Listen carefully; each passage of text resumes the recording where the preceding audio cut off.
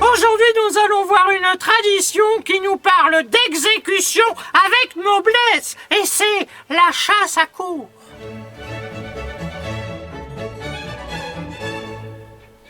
De nos jours, vous pratiquez cette tradition qui consiste à chasser le gibier à cheval, accompagné d'une meute de chiens. Par exemple, mon mari adore le jardinage, mais aussi bricoler dans la cour, qui est envahie d'insectes. Alors il les tue, et moi, pour plaisanter, je lui dis qu'il fait la chasse à courre.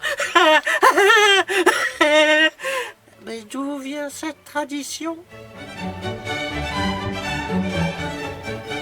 Cette tradition nous vient de l'Antiquité. Les Grecs, au printemps et une fois l'an, organisaient de très grandes chasses, nommées chasse au courre. Cette tradition consistait à chasser les nains en l'honneur de la déesse chasseresse Diane. Dans la mythologie grecque, le nain Héphaïstos vivait sous terre, près des enfers, et il ne remontait à la surface de la terre qu'une fois l'an pour procréer. Ces enfants devaient être éradiqués avant qu'ils ne puissent rejoindre leur père sous terre.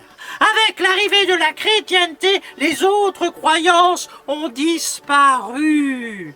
Ainsi, les nains ont été épargnés, mais ont gardé une image négative jusqu'à la fin du XIIIe siècle.